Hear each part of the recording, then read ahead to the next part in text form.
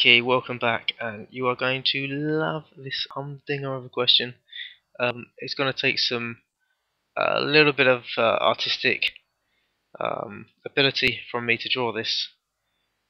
I have to say, um, but you really, really will love turning up for this one. So we've got three triangles. Who dreams up these questions? Such imagination. I didn't realize that mathematicians were so creative. But as I'm learning every day, they really are. So, so So this is what we've got. We've got three triangles. We've got 45 degrees, and they want us to find x. It's a right angle. So that's an isosceles triangle, and I think is another isosceles triangle. But they don't tell you. They haven't given us the right angle there. I'm only writing what they've given us. So let's see. When I look at these questions, when I first sort of used to look at these questions, I always felt that they were going to be red herrings. Okay, so you're looking at that, and you're looking at that, and you're looking at it. It's like, where do you start?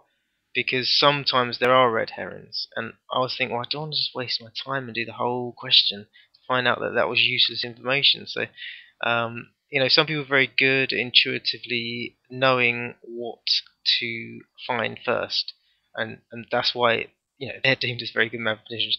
I'm not so good. I tend to just with practice become more intuitive. So I haven't seen this for a while. So I'm looking at this thinking, where do I start? Whoops, we've got a length there. Okay, so that and that. By the way, that is a different length to that.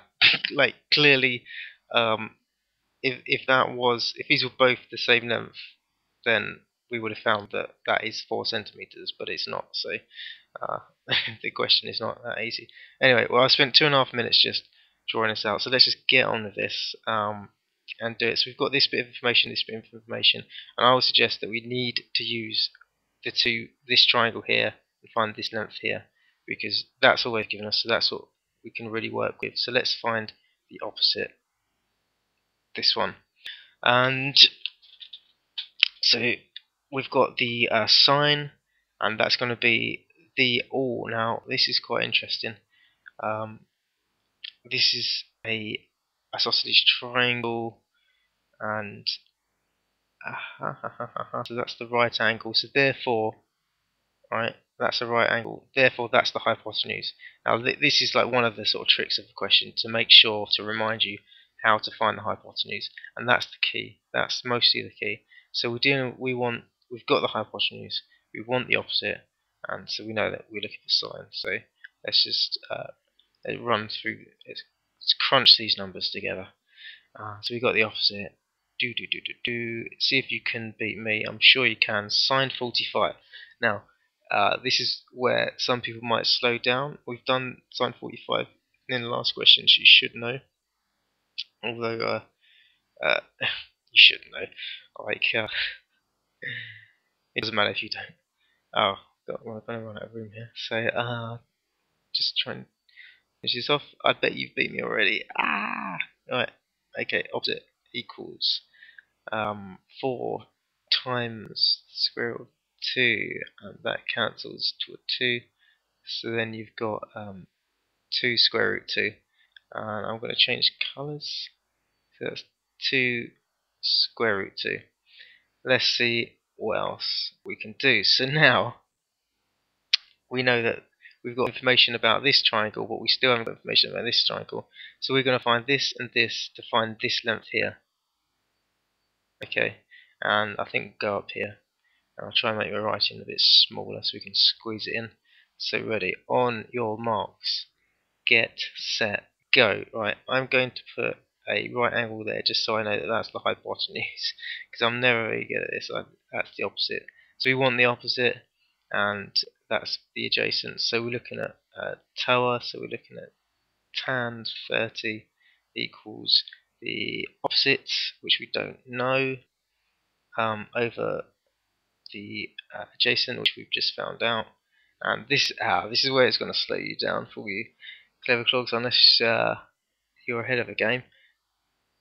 It's 3 over 3 tan 30. Might not have remembered that. If you did, then Trebian, you are much cleverer than me. And then we're just going to take that over. This is going to be a bit of a squeeze, I think. So that's the opposite. Equals the, let's do it like this. I'm going to go straight away and times that 3 by the 2 to go for 6. And that's over 3. So that is our answer over here. And then that's over 3. And now we've got information to find x. Getting puffed out now. We'll do it. Let's go for that colour, red. How's that? Do you like that? A bit dark.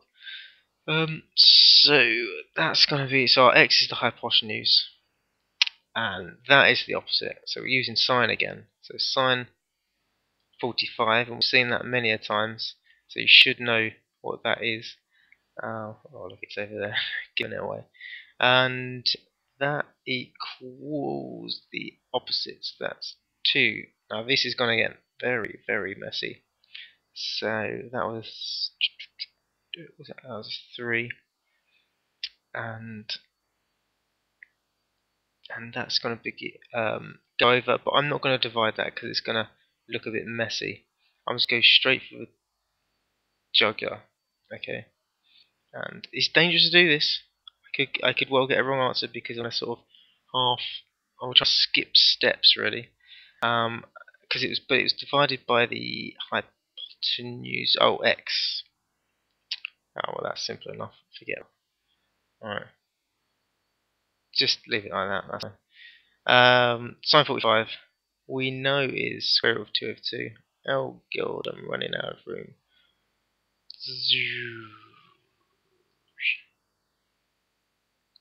Okay, so that was the square root of 2 over 2. And this is going to get really messy, but we've seen these before, so we should be okay with doing these by now. And I'm going to change colour because it could get confusing. I'm going to work over here now. So we're just going to take the x, cross multiply, and I'm going to get some steps here, which is very, very dangerous to do. So we know we've got that, and we're going to, so that's going to be, there's going to be a 3 there, and that's going to be a 2 over square root of 2. Oh, should I skip steps? Okay, so I'll just check that. Yeah, that's right. Oh, this leaves us with something we haven't seen before. This leaves us something we have not seen before. So let's just times the easy bit. So that'll be 4, and then because that times that gives that. Then we're doing 3 over 2, and we want to get this on top. So let's just go over here. This little space. My word, it's my big handwriting. Okay, so let's try and times the entire thing. Let's go for the entire thing. I'm going to forget about the x for the time being. So let's do, so